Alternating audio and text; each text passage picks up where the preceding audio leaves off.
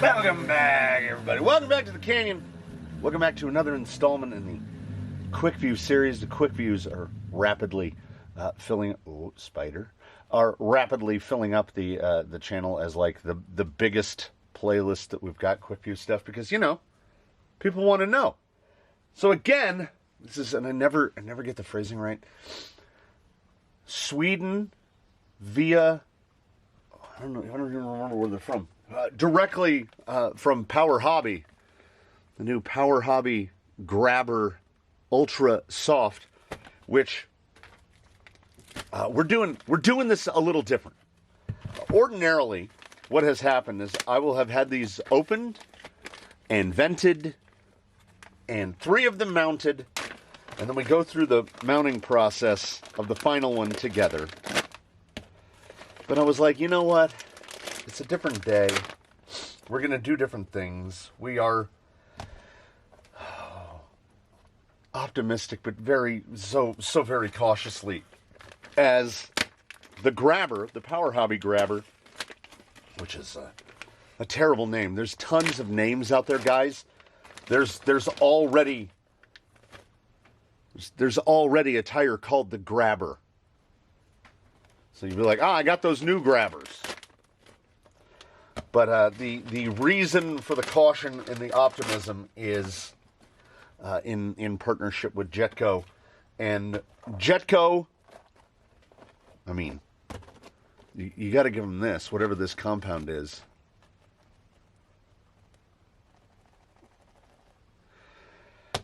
The other part for cautious optimism, those of you who have been in the game for a long period of time will recognize these. I mean, we ran stuff like this on buggies and stadium trucks 20 plus years ago.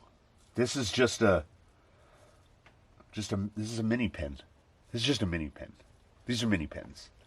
So everything old is new again.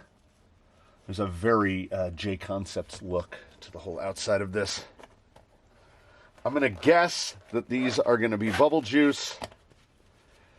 The foam is a straight up medium. And when I did this, these might be the stickiest tires we've experienced yet. They smell just that like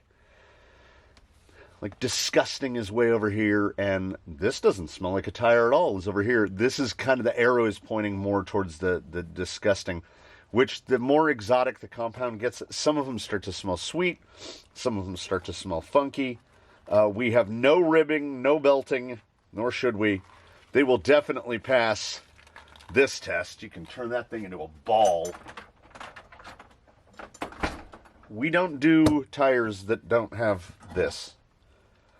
We vent, and we make sure we don't tuck the bead under. We are very scientific here, as many of you know. That just stuck to me. It's very sticky. This is how we execute science here. I will grab the punch out from the rubber, and then fruitlessly try to insert it into the jaws of a caliper. Yeah, these are thin. If I put no pressure on it, just enough, you can see it in there, just enough to hold it 1.6 millimeters. But if you press on it, you can almost turn it into nothing. So this rubber is, and it did fall out. This rubber is very soft and very thin. The carcass is uniform. We don't have a separate tread thickness at the top. It feels uniform all the way around. Now, we arrive at a point. I think these, because competition. I think that with the density of the foam, and I don't know. I've been debating over this, where we had kind of had a poll agreement to go to Canyon customs, either softs all the way around or softs front, mediums rear. You know what we'll do? We'll do this as unscientifically as possible in the pursuit of science. My worry is that the tire is so soft that if we test it on these, which are, there will be zero sidewall support. So we will get forward drive, sure. The compound is so sticky, but they're just going to collapse. We test them on baseline, the Enduro SE, who is not heavy, but I don't think we'll get any sidewall performance out of it at all. Let us try. So I will do indeed the conventional Canyon mix. These are so soft. Okay, the more I fiddle with it. I mean, when I press it down like that, this is at least in the conversation for stickiest compound so far experienced. And it is not a juice tire. It is, ladies and gentlemen, it is not a juice tire. Amazingly, because it at least appears that the bead lip is a little wider. As you know, frequent visitors will know, I'm a power guy. I don't build wheels by hand, as it were. And I have a little bit of a cautionary tale for all of you. I have a good judgment for when something is tight, but that can't do anything about the integrity and quality of the fastener. Yeah, that mountability was no problem. And why what was originally called a double bun and is now a Canyon medium, why the double bun works is the hair bun doesn't fill out the whole carcass. So we have this little emptiness in the shoulder right here. It has long been my contention that that is the part of the tire that's doing big work. So this will support the middle. We still get a decent amount, this vertical compliance, that doesn't really matter that much. This deflection is what's important.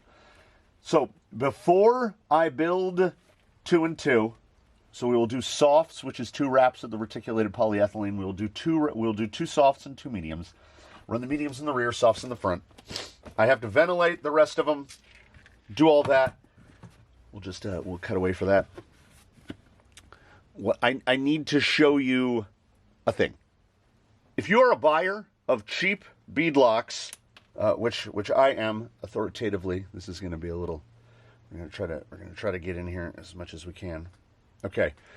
In general, you will receive 3 different types.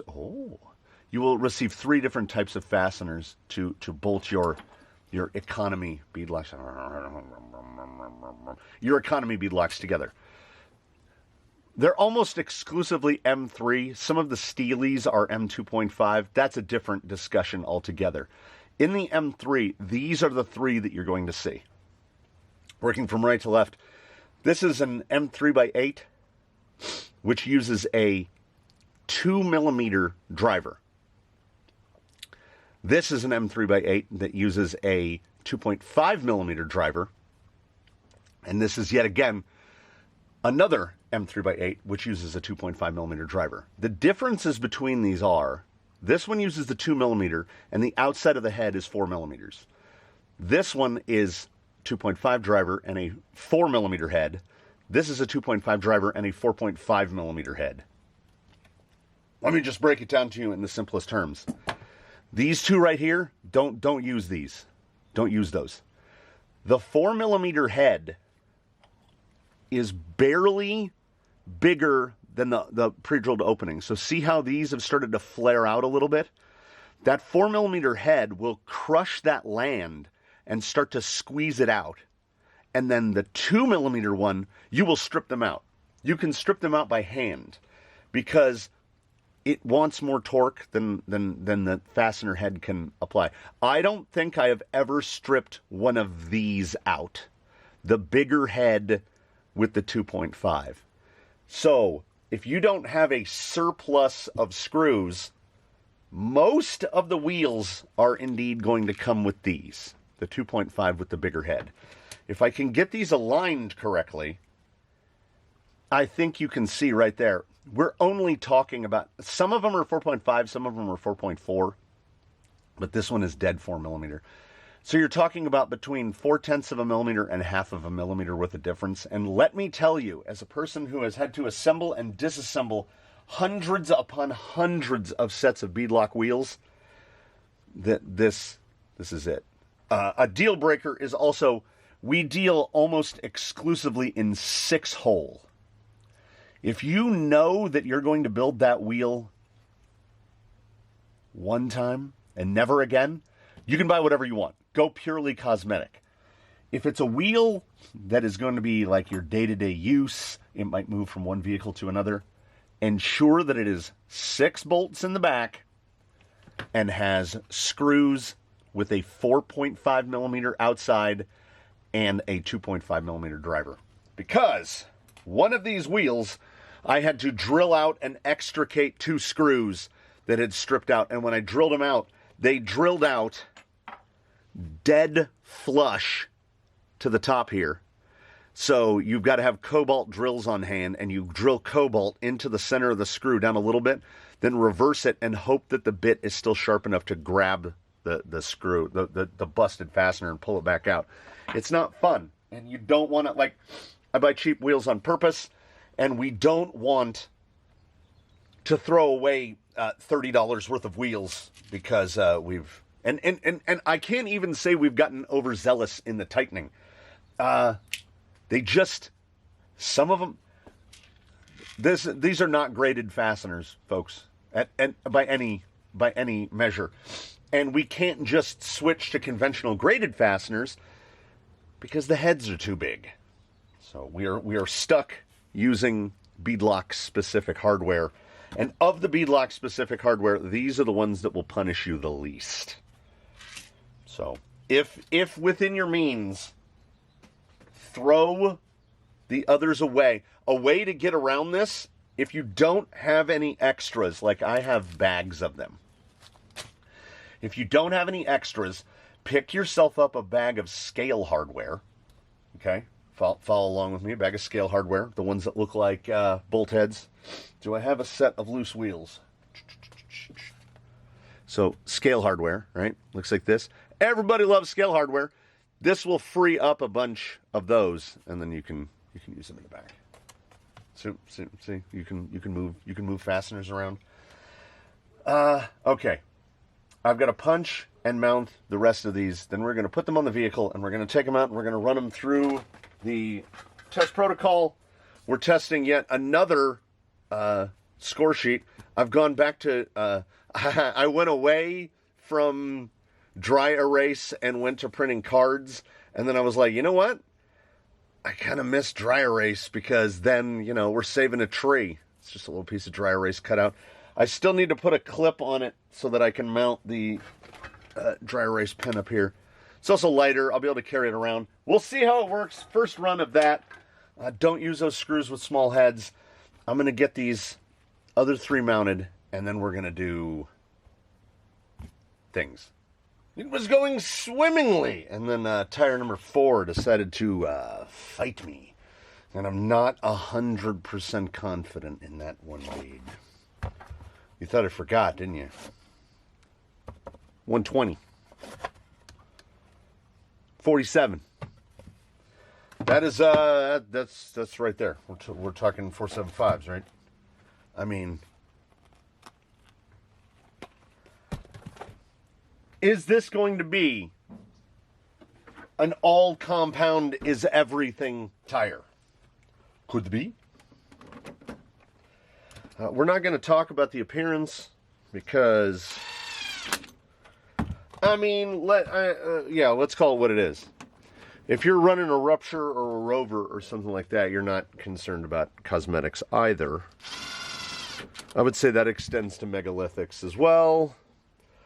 There are tires that are performance above all. I'm hopeful, you know. It is a great example of everything old being new again. It's just a mini pin, man. I probably have some buggy tires around here that are the exact same tread block as these. But we are indeed combining that with a ludicrously soft compound and a ludicrously thin carcass. I mean, sticky. So the first thing we always do is the drive from, oh, no. We almost forgot the other first thing. I glanced around. You see the spot. It's waiting for it. Let's see if we can get it sort of centered and sort of level. Because I'm trying not to get my finger juice on the back of the sticker. It's not great. That's not great. All right, it's not near perfectly centered, but Boom Racing. We'll definitely put the Powerhobby sticker on top of the Boom Racing sticker because we have certainly higher hopes. All right, protocol board, pen in pocket. Let's do this thing. As one would expect, as soon as you drive onto any sort of unimproved surface, that compound grabs everything. It's like one of those wacky wall walkers when it misses the wall, or the sticky hands you get out of the little vending machine. If the sticking hand misses the window or the wall and hits the floor, it's just immediately like, yeah, these are like that.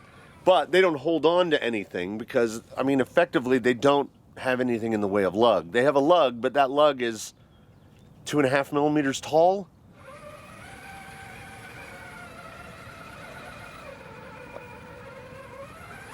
I think I had to de-dust a little.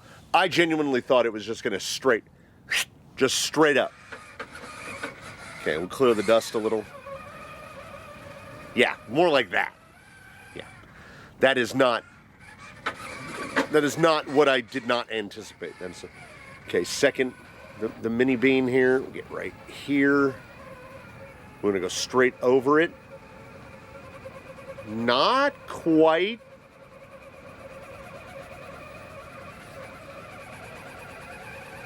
Okay, reposition right there.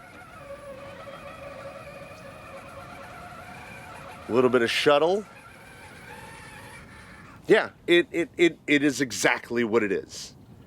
This is an extremely soft compound mini pin tire, which I think moving forward into other test segments is going to be, there will be a couple, I'm anticipating a couple of wow moments. But in terms of just pure forward drive, I think we took some away when we took out those powder soft inserts. Maybe they're thinking that you're, come bro, and you just want maximum forward drive, all the squish.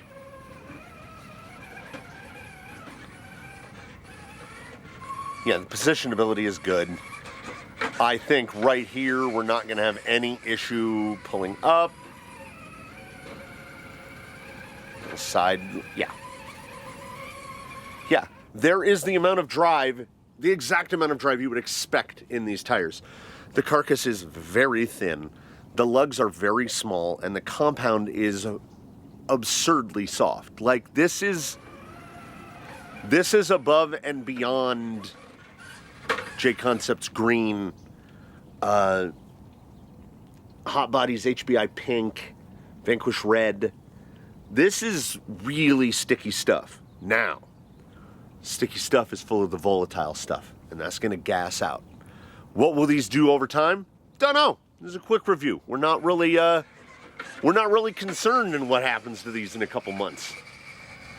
as I'm 100% certain I didn't mention it, at Slick Rock, an easy 9.5.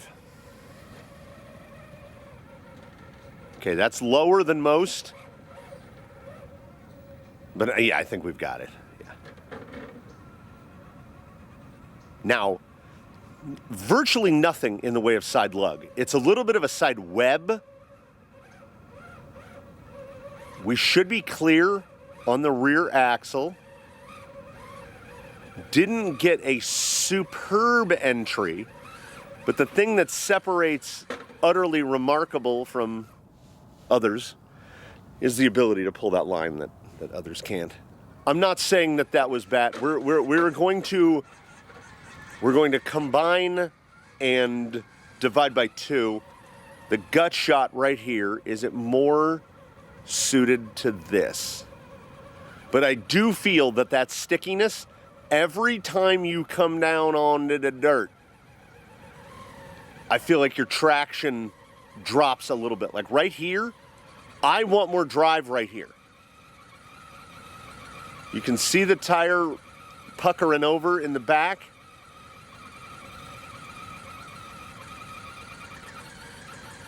The lug is so small, it's almost like driving a slick. And it does respond to wheel speed because it's much closer to a slick than it is to any kind of a scale tire. Even a tire like a J-Concepts Bounty Hunter, which is tiny with little closely packed lugs, the lug height is still deeper. This is maybe the shallowest lug. These are shallower than the bars on a Rupture, certainly shallower than the bars on a Rover.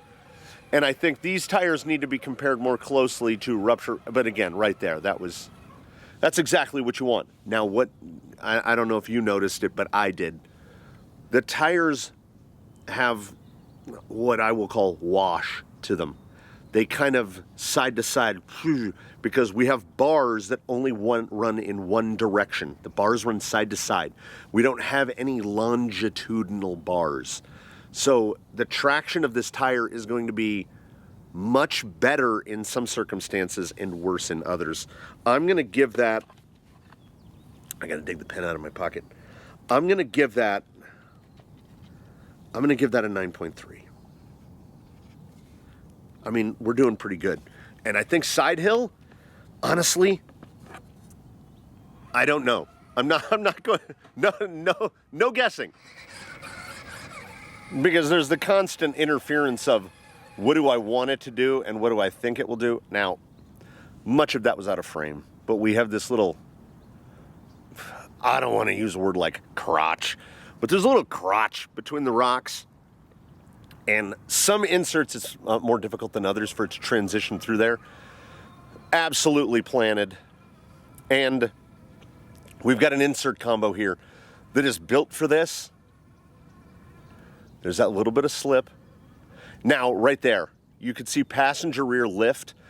If we had anything softer in the rear, anything at all, yes, we're going to pick up a little bit of forward drive, but at the expense of we already would have rolled out right here multiple times. That weight transfer is more than we want.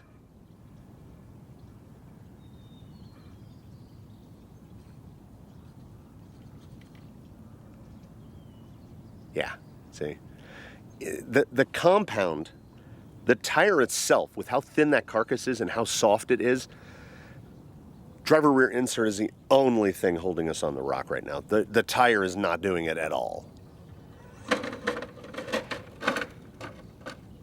And away we go. So I'm not saying outright that this tire is demanding a 3D printed insert. Certainly something dual stage, unquestionably, whatever that dual stage might be. The foams that came with it, we couldn't get to here. It would have rolled out already because you have no carcass support at all. I can watch the carcass of the tire smearing over the dual stage that's in here, which I don't think that's something I've seen before. We're going to try the very high line with the hook. High line with the hook. Yeah. We know where to go, so we managed to hold it. Side hill performance, though. Evening things out. I want to see it again. Dusted him up a little bit again. That'll cause him to slip. I can't get into the line that I want to. I want to be down here low, right? Nope. I can't get to it. And that's not great. I think I get the well, okay, let's allow this to do the talking. I get something along the lines of accusations about my side hill scoring that I put on tires. I think we can all agree that the side hill performance on this tire, unsurprising because we only have lateral bars, we don't have any longitudinal bars, it's not excellent. I mean, we should do a lot better than that. This is a section, this and the wet rock, they are score killers, basically. I'm going to give it an 8 on the side hill, and I'll probably get some heat for it, but in my opinion, slightly educated as it may be, this tire is outfitted in such a way to give it the best possible chance for side hill performance, and it's not super predictable. So we hope for something of a recouping of points here.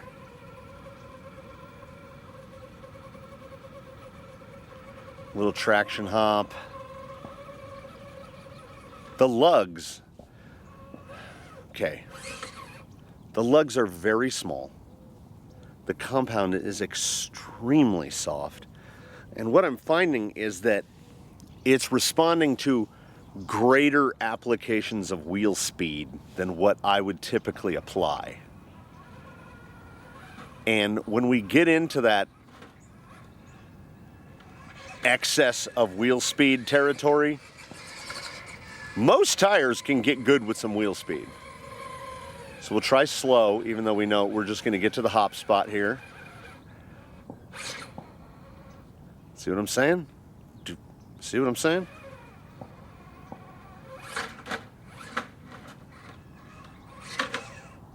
This is a tire. I've used this particular phrasing in the past. You have to drive to the tire. This tire, look how shiny that sidewall is. Like the sun is gleaming off of that rubber. This tire, I mean, I don't want to be ultimately reductive. I don't want to say this tire won't do what you want it to do. I don't think that's 100% accurate. What I am saying is that you can't bully this tire into doing what you want it to do. It also, well, I mean, I'll finalize this statement momentarily. Yeah. It drives like it has much more side lug than it does. And I don't know if that's that the little side webs are being very effective, or it's just that it's so soft that when it gets pinched up against stuff, it just goes. Very tight there. Tight to where we got the axle stuck on the top. Yeah. This is definitely in that realm of I have been suitably surprised by the performance right through there. I could manipulate it really well through there. Then we go right back into that. The throttle speed, you have to throttle speed what the tire wants, not what you want. So if you're not a guy that is happy with applying more beans, this tire sometimes is gonna let you down. I want to see that from a little wider this way. There are moments like right there, that whole ascent and then the backing down, it was just so planted the whole way. Here's our no side lug coming in, but I can jostle it back, can I?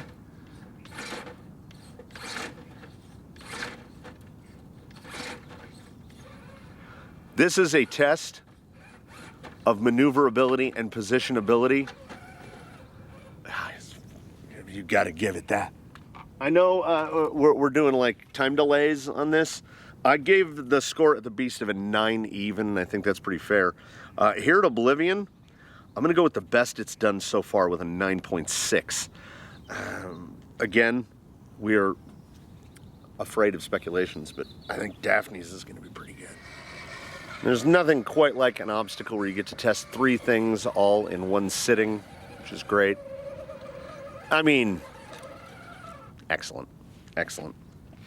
Which is pretty much precisely what I had anticipated. Hard side, no problem.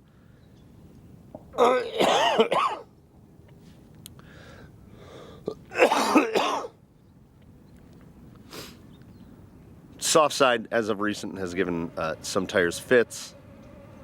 Not this one. That was remarkably good.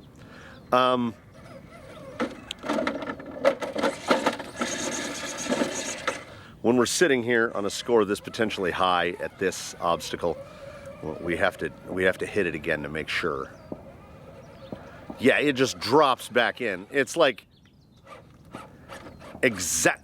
Did you see the front? Did you see the steering not recenter? Driver front was caught in a little notch right here, and it got caught in so good the servo, the near 700-ounce servo, couldn't pull the tire back because the tire was like glued into there. And then soft side again. Oh, that's fantastic. Absolutely fantastic. This was that performance. That performance that, you know, we knew there was going to be some standouts. Yeah. The forward drive is getting better. Yeah, the forward drive is getting better.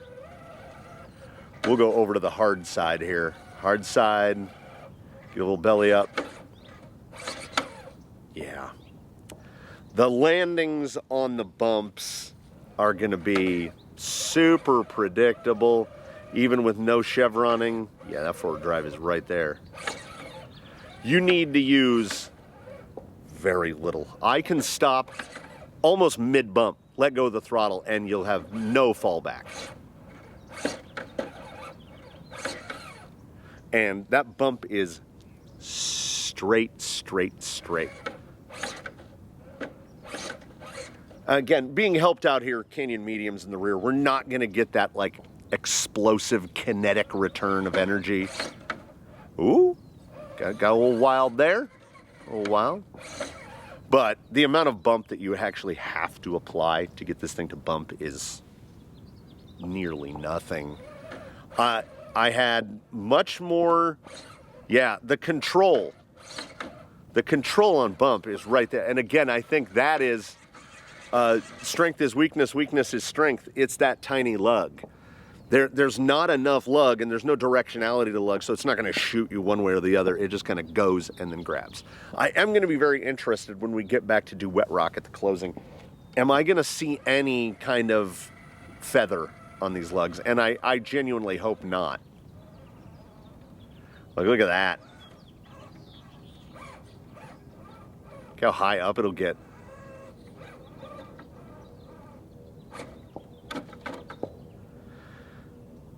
As is tradition, we try drive to the ground, full throttle.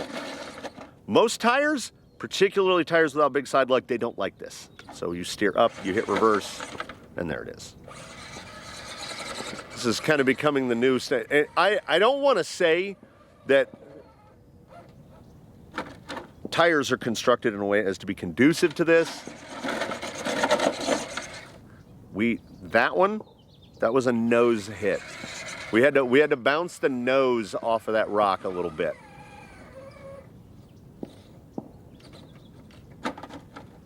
You know, we're figuring it out.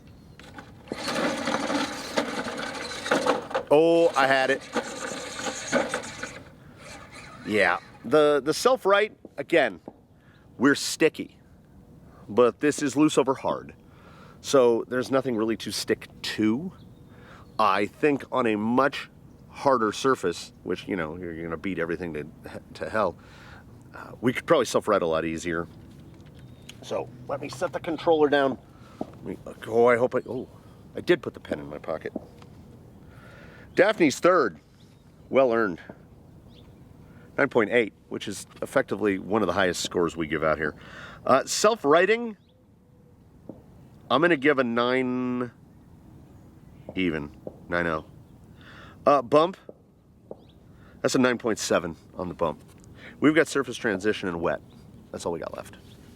And it's looking mad decent. Mad decent is how it's looking. I need to, we didn't drive it on the last frame, so we got to drive it on this one. There we go. We may be asking a lot here. This is not what this tire does. It's a good width. Oh, okay, never mind. Discount all previous statements. Just a little side across the real loose stuff. There it is. Why, yeah. Well, there we go. Dig it in. We don't have lugs, right? So we're the only success we can get is by kind of trying to stay on top.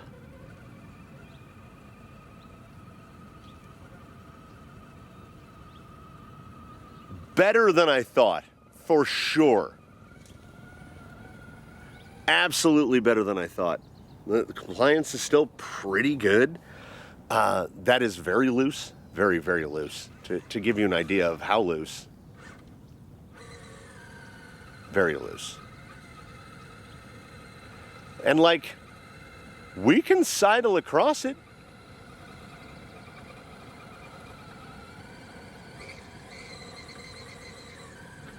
It's making those tiny, oh, look at this. It is making those tiny little lugs work. That is the biggest single surprise that I've seen out of this tire. Honestly, I expected just the sit and spin. Do we have enough? Will it pull the front end up over like that? And do we have enough gusto?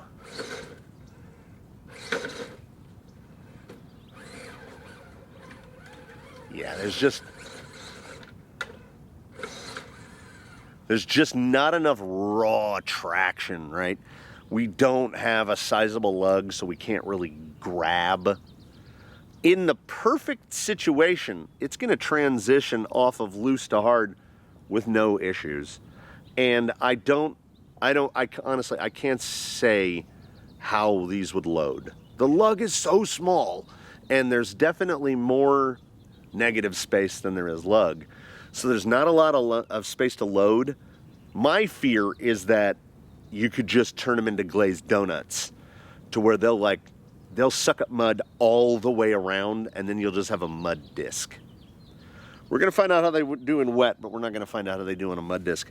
I am going to give what I think is a both fair and simultaneously generous 9.1 on transition, because genuinely those first couple hits, that was nice. I can't take away. They float pretty well. Surprising. As soon as this recording is completed, I have to go clean the pond pumps, which is fun on a bun. Okay, we got a lot of dust to kick off. This is a tire that I think might join that rare group that lives up on high as a tire that kind of improves when the surface is wet, because I think it's going to, I don't think these, because we have so little PSI, we have so little surface contact, I think these want a very clean surface, even if it means that surface is wet. I have no idea how these will do at high temperatures, but after they're done here, they are going to go live in Sweden. So today might be the highest temperatures they ever endure, and it's about 65 degrees right now. So we're really kind of in predator territory. And these feel every bit as soft and sticky as Predator. I don't know if Powerhobby or Jetko has said anything about, I think Predator is the only tire compound I can think of that does mention a temperature range for the use of the tire.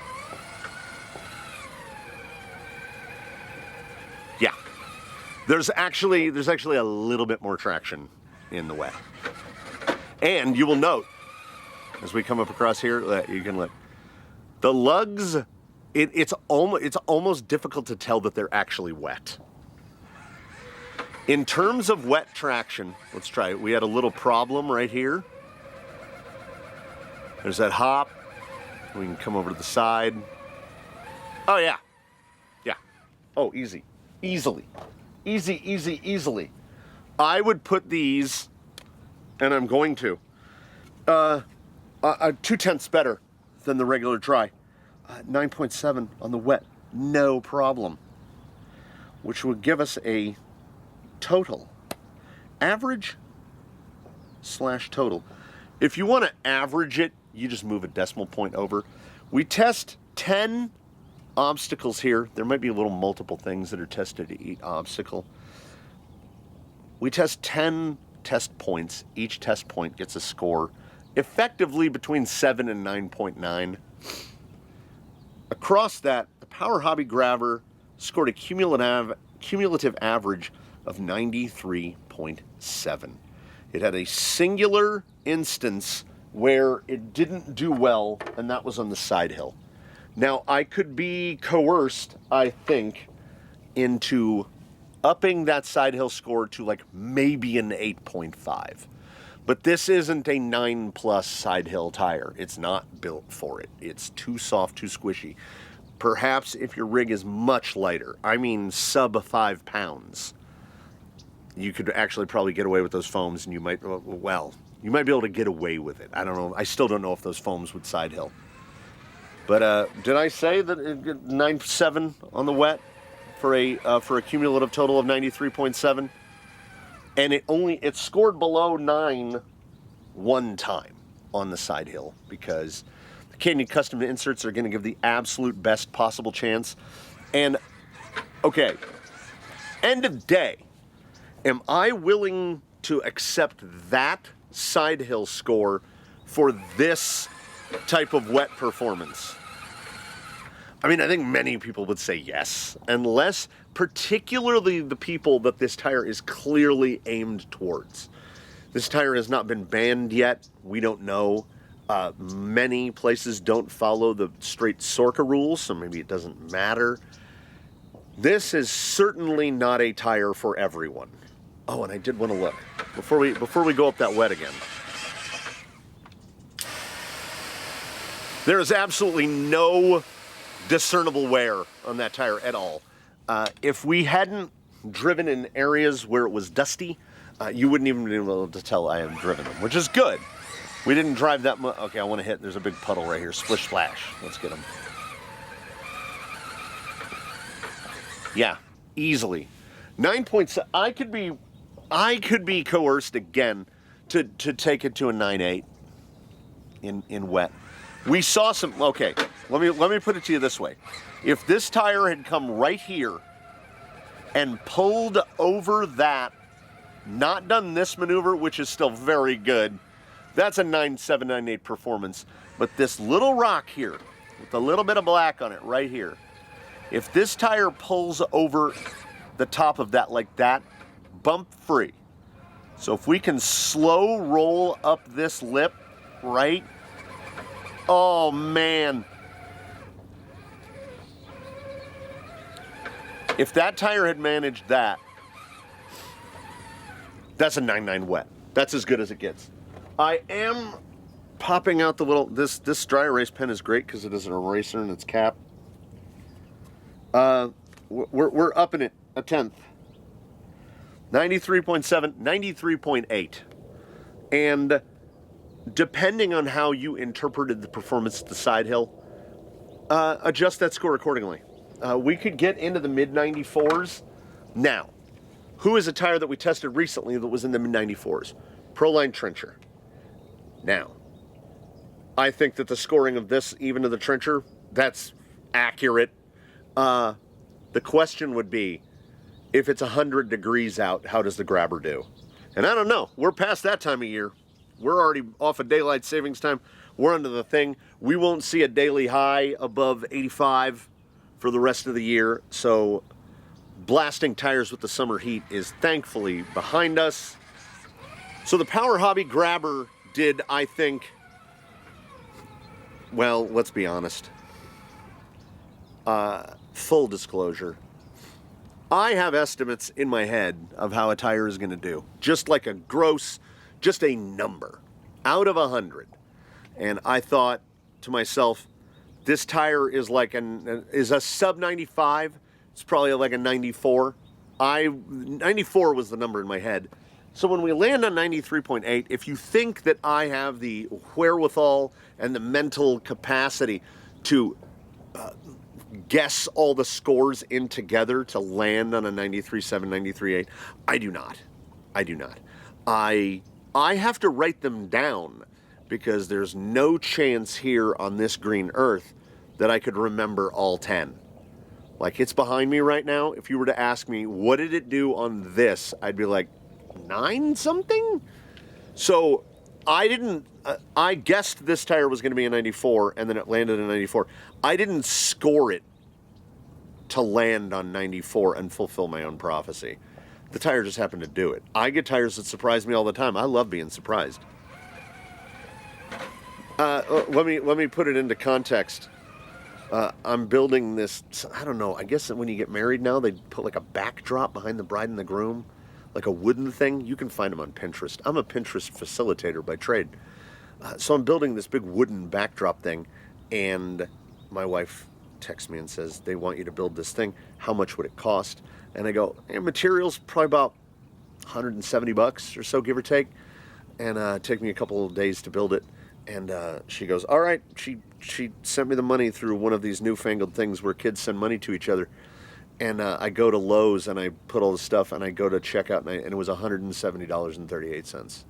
So that is my X-Man Power Advanced Spatial Reasoning in terms of, and also we'll be at Costco and the kid looks to me and goes, how much is it? And I go, it's like $313, no higher than $315. And the thing goes through and they ring it all up and it's like $313.09. And the kid is like, how do you do that? And I'm like, I don't know, I can, like, it's my nearly worthless superpower. I can guess a number pretty close. So I guessed this tire was going to be a 94 and it's a 93.8 and I'm completely comfortable with it. If you disagree, put that disagreement in the comments below. If you agree, put that agreement in the comments below. If you have any experience with these in hotter temperatures, put that in the comments below. It's not a tire for everybody, but I think it's a good tire. And I think if it was between this and the Trencher, I would take this because the Trencher, we know that when it's 90 degrees out, we know it's bad. Like, the traction really falls off when it's hot. It acts super greasy. Will this compound act super greasy? Don't know. These will be in Sweden long before it gets hot here again. So, thank you so much for watching. As recommended, please do comment below, like, subscribe, consider channel membership, consider buying yourself a t-shirt. Every time you buy one, I make $2. We'll see you in the next one. We had a good time. The Powerhobby Grabber, still, I think they should have picked a different name. Powerhobby Grabber did good. And better than good, really. 94, let's just round up. Let's round up from that 93A to a 94, so we can just call it a 94. 94 is a good score. That's a very good score here. There's not a lot of 94 tires. Would it be my first choice? No. Is it a good tire? Yes. Is it for everybody? No. But hey, it's nice to see a Jetko tire do well. Is it not? Is it not? All right. That's enough of that. See you next time, everybody.